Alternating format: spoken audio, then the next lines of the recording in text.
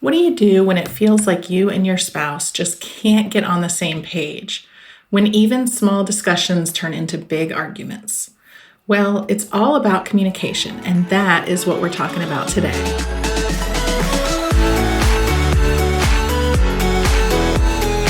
I'm Cameron.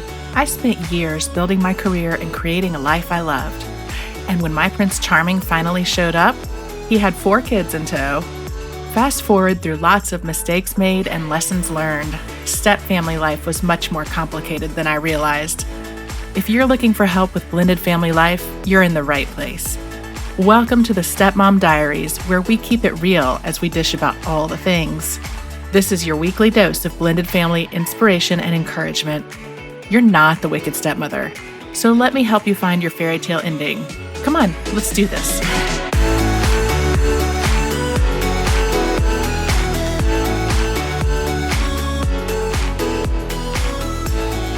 Hey stepmom, I am so excited to be here today, episode 35 of the Stepmom Diaries.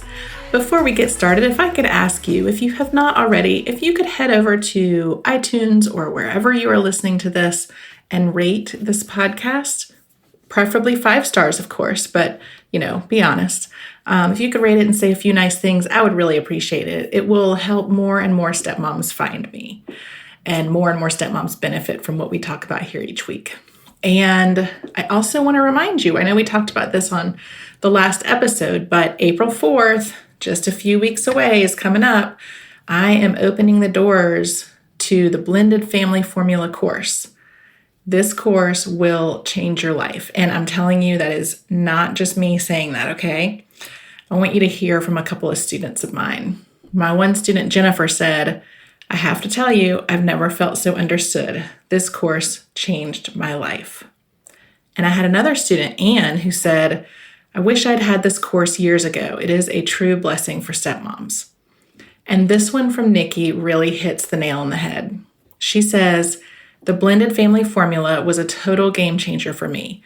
It was thoughtfully put together by a stepmom who's been there. It's really nice to not feel alone. And I love having a proven system from a stepmom who's been there. I cannot tell you how happy it makes me to hear stepmoms tell me how much my course has helped them. And I know it will help you too. And you may be listening to this and thinking, okay, well, Blended Family Formula, what the heck is that? What do you even do in this course?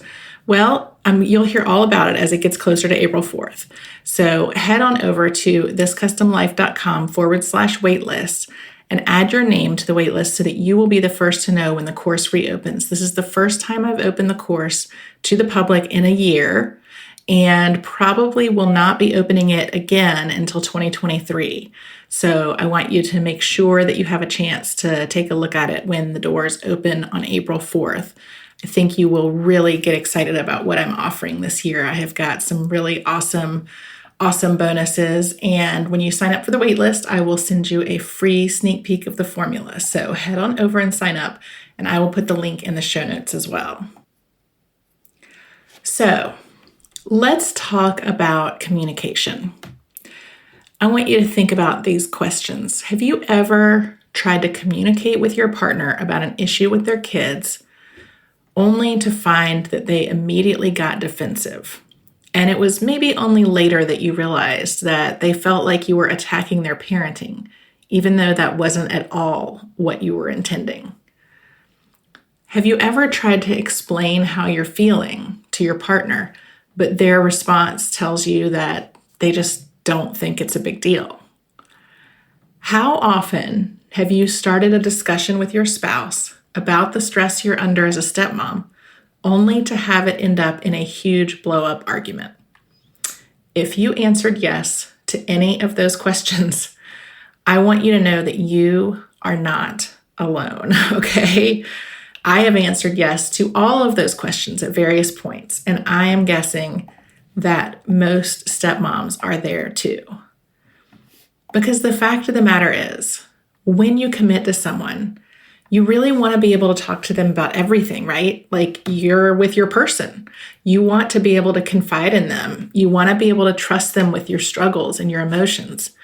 But it can be really hard when you're a stepmom, right? Because when you're struggling with a parenting challenge, or something that the kids have done either to you or they've done something, around the house that has, broken the rules or whatever it is, when you're talking about that with your partner, that's all stuff that your partner brought into the relationship. And they may feel like, that's my baggage. I brought this in and, I'm burdening her with this stuff. So they may end up getting triggered or defensive. And it's totally normal, but it may feel like when you bring this stuff up, like it's an attack on them somehow. So let's talk about how to get around that. Let's talk about communication. And communication in a marriage of any kind, much less a blended family, is a really big subject. Huge. And we are only going to scratch the surface today. I will tell you, I'm putting the finishing touches on a mini course that I am going to offer this year, probably by itself by the summer, hopefully. It'll dive much deeper into this communication stuff. I am going to offer it as a bonus to the course, to the Blended Family Formula when it opens up in April. So stay tuned and watch for that. But it's going to dive a lot deeper into the stuff that we're going to talk about today. So communication, big issue, right? We've got that. Whatever challenges you've got going on, whether you're dealing with a high conflict ex, whether you're having problems with your spouse because you can't work out stuff around the kids or whatever it is, how you communicate is an underlying factor in every single one of them. So it's hugely important. You can't fix the issues that you face around any of the stepfamily stuff without working on or thinking about how you communicate, whether it's how you communicate with your spouse, how you communicate with their ex, how you communicate with the kids, whatever. And you may think that you are super self-aware and communicate really well. And maybe you do. I mean, I've always felt like I communicate pretty well and I'm, usually pretty honest about my feelings. But, even the best communicators can improve and learn. And I realized that when I joined my stepfamily, when I married my husband, Craig, and, he came with 4 kids, I realized I had a lot to learn about communication. So hopefully the stuff that we talk about today, you can, really put some thought into and work on some of this stuff with your spouse. So, okay, we have talked about how important communication is. Let's talk about what that looks like and how that plays out and how you can start to develop the tools to have some productive discussions instead of everything turning into a heated argument. So there are times, I am sure, that you have found yourself disagreeing with one of your partner's parenting decisions or, disagreeing with how they've approached the ex, or, maybe you feel like the ex is taking advantage of them. And you either feel like you can't have a conversation with your partner or like the two of you just can't quite get on the same page. And again, you are not alone. These are feelings that I think every stepmom has felt when they have dealt with their partner and, some of these really complicated dynamics that go on in stepfamilies, right? And I don't know about you, but I think it can also be hard to talk about stepmom life with your girlfriends. Despite the fact that I've been with my husband for years now and we have a great relationship, I'm still a little sensitive that I'm wife number 2. And I think that for my friends who are wives number 1 and only wife, and hopefully will be only wife forever, I think as much as they want to understand some of the struggles that I deal with, I don't know that they can. I think they can empathize, and I think that they really want to understand the challenges that we face. But it is hard, I think, for them. And so you really want to be able to talk about this stuff with your partner, right? Because really, at the end of the day, this is your person. And I always go back to Phoebe and Friends. They're your lobster. If you watch Friends, you'll know what I'm talking about. If you don't, I'm sorry. Anyway, the one person, girlfriends you definitely want to be able to talk to, but really the one person that you need to be able to talk to about absolutely anything, and especially what's going on in your blended family life, is your spouse. And that sounds like a pretty simple statement, right? Of course you should be able to talk to your partner about things, right? But here's the thing. We've already talked a little bit about that it can be hard to raise some of these issues with your partner. In a quote, and I'm using my air quotes here, traditional family, you can both bitch about your kids. You can talk about what a pain that Johnny's being, and, I wish that Susie would go to bed on time, and, whatever the issue is. But in a step family, when you have an issue with the kids as their stepmom, it can be 100% justified. But when you raise it, it can also put your partner on the defensive. Those two things can coexist, right? It can be a completely valid concern, but it can also make your partner feel defensive when you raise it, even when they agree with you. It's totally normal, right? And we're going to talk a little bit more about that angle in a couple minutes.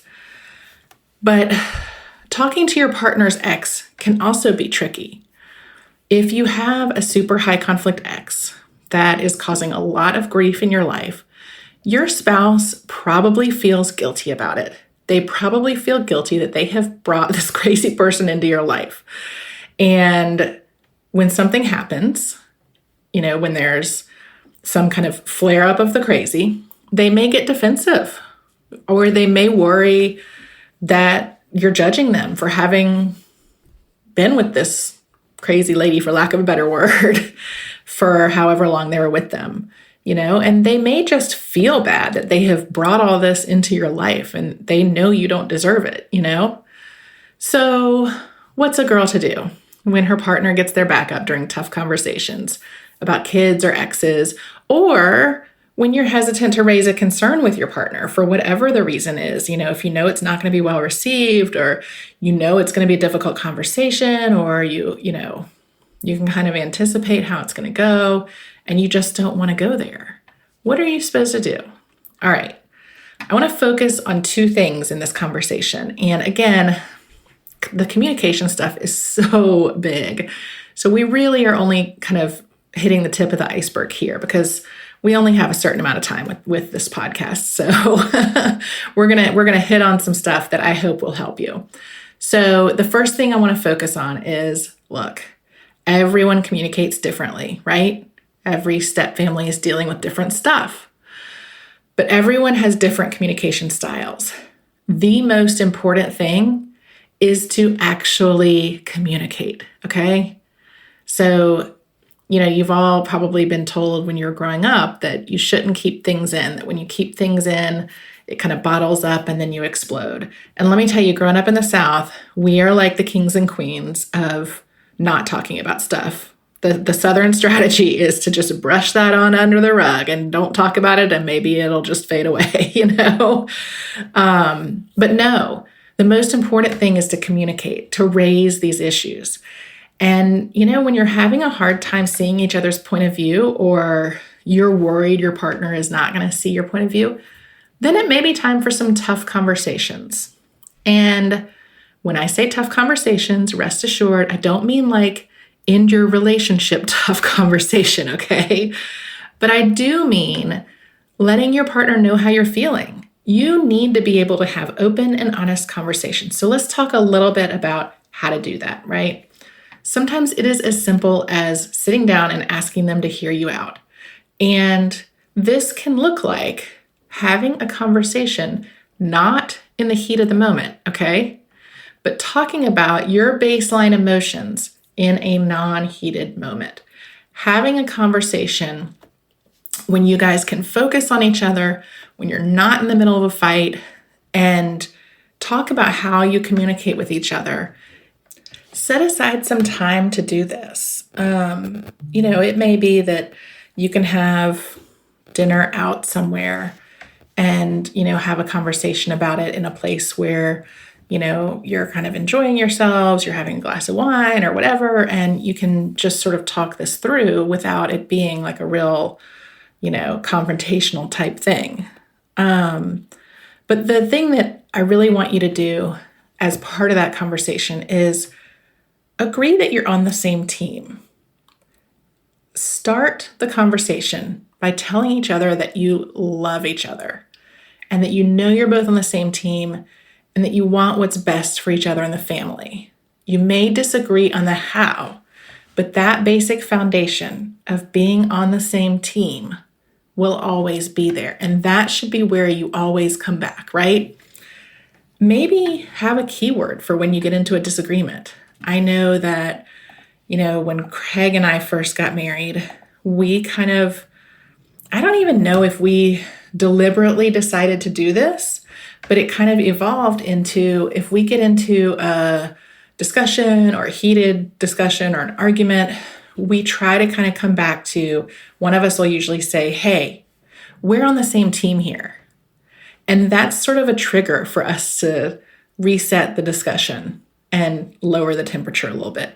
Now, I will be honest, it doesn't always work, right? Sometimes you're kind of past the point where that's going to pull you in, But most times it recenters us and it resets us, and we can kind of say, okay, look, we are on the same team here and we're having this discussion and it's not really about this, and let's figure out what's going on. And we can kind of get back, to a cooler head and, really tackle what's going on underneath everything.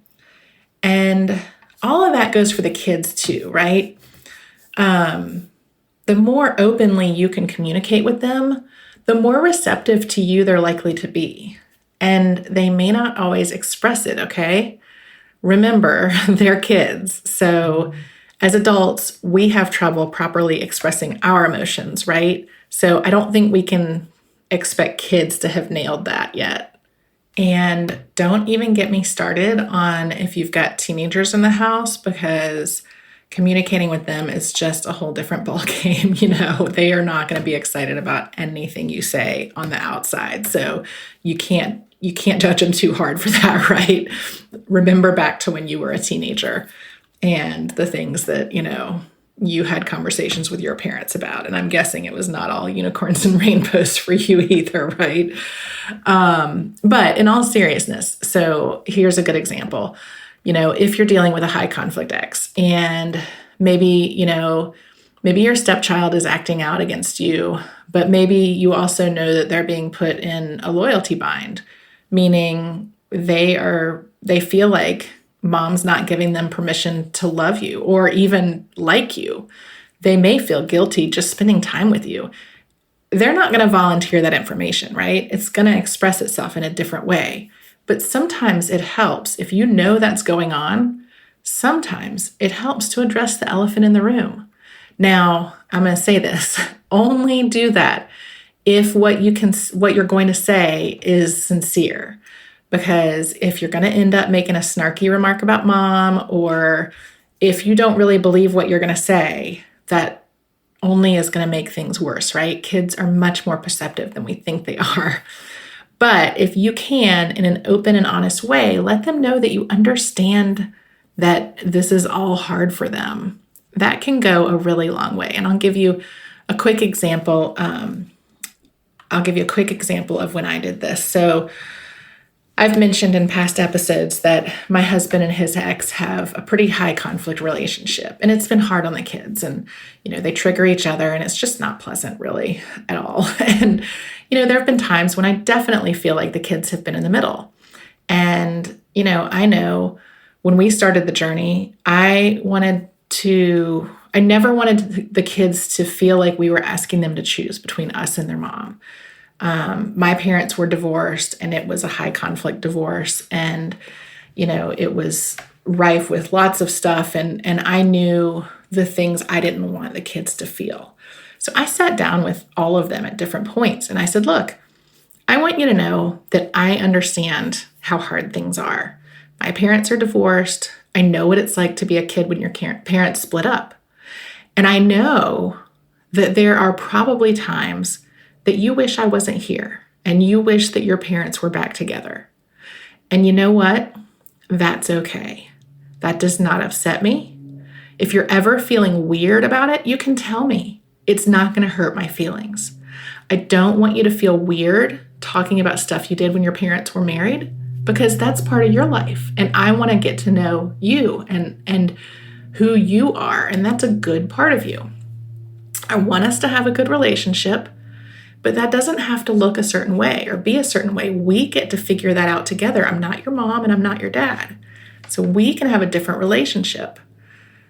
And what that does is that helps make them feel like you're not putting pressure on them, right?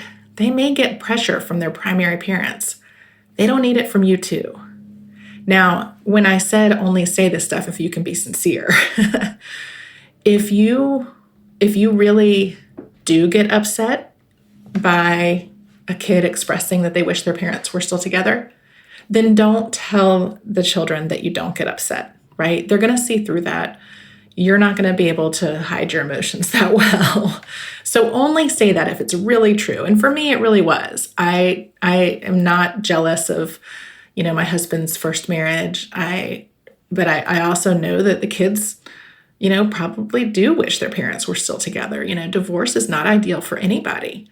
So look, will having that kind of candid conversation work for you and for your kids? I don't know. I don't know your particular situation without coaching you or having you, in a coaching session. So I can't say, but I know that kids pick up on sincerity and kids pick up on, adult feelings much more so than we give them credit for. And I think that if they can perceive from you that you are open to their feelings, whatever those feelings may be, and that you want a relationship with them with whatever they're comfortable giving, I think it goes a long way. And again, kids are not adults. Their little brains don't get fully developed until they're 26, right? So don't expect them to have some, really clear, well-articulated response to all of this. They might just look at you or you might get a, yeah, uh-huh. Don't judge them on that. They're kids. They just don't know how to express themselves yet. And they have a lot of complicated emotions going on that they just don't know how to handle, right? They just don't know how to handle it. So did all that work for me? Yes and no. I have always felt like having candid conversations with my stepkids has been a positive thing. I have a great relationship with two of my stepkids, and I have a more complicated relationship with two of them. And my husband, the same thing. But I know, and this is what I'm telling you about, communicating with the kids. I know I've made my best effort with all of them. I know I've been open and honest and forthright with all of them. And I wish things were different, but I'm at peace with my actions. And sometimes that's the best outcome you get. And so that's what I'm saying to you is if you know that you are being open and you are communicating honestly with the kids, with the ex, with your spouse, you can be at peace with your part of the equation. And sometimes that is the best you get. But that's pretty good that if you know that you've done everything you can do, right? So, open and honest. We've talked about that. Again, tip of the iceberg. There's lots more. The second thing I wanted to talk to you about, though, is another tool to help you communicate open and honestly. And that is to really try to understand how your partner best communicates, how they best convey information or feelings or emotions or whatever, and how they best receive communication. Like how do they internalize things? And for them to understand those things for you too. How do you do that?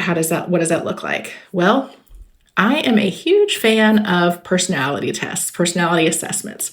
Maybe you've taken one for the workplace, like Myers-Briggs or DISC or Berkman, Enneagram, something like that. Those tests, those assessments are a really great way to learn how people communicate. Oh, the other one is the love languages. And I have links to all of these on my website. I'll also put them in the show notes. thiscustomlife.com/episode 35 is where the show notes will be. But getting into some of those personality assessments is a great way to learn how people communicate and how they receive information. And it will 100% help you figure out how to communicate with your spouse in a way that they can receive the information that you're trying to convey, and vice versa. Everybody's different, right? I mean, the love languages is a great example, and I've talked about this on previous episodes too.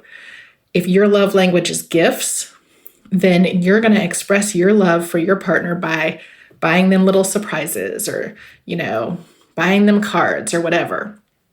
But if their love language is acts of service, then you can buy them all the gifts in the world. They're not going to feel the amount of love that you're giving with those gifts. But you know what will make the biggest difference in the world is if you do the dishes one night when they don't expect it. That will make them feel loved. And, sometimes it's like two ships passing in the night, for two people who have, different ways of communicating and expressing themselves. So it is, I think, a really useful tool for you to have with your partner. Speaking of personality assessments, I do want to tell you that when I open up the doors on April 4th to the Blended Family Formula, I'm so excited, and I've made a bunch of course updates. It's going to be better than ever, all that good stuff. And for my current students, you already know that when you enroll in the course, you get forever access. So you will already get these updates. But here's where it relates to personality assessments.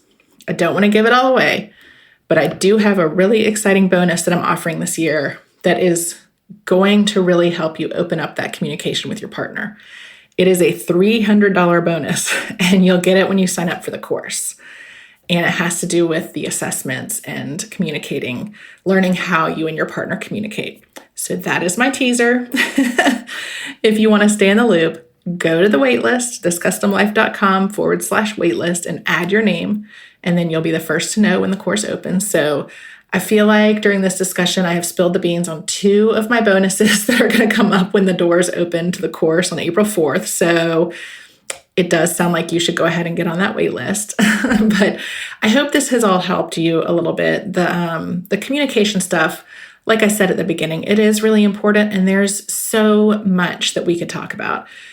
But if you enjoyed today's episode, I hope that you'll go to iTunes or wherever you listen and give me a 5-star rating and say nice things about the podcast so that other stepmoms can find us too. Thank you so much for joining me today, and I will see you next time.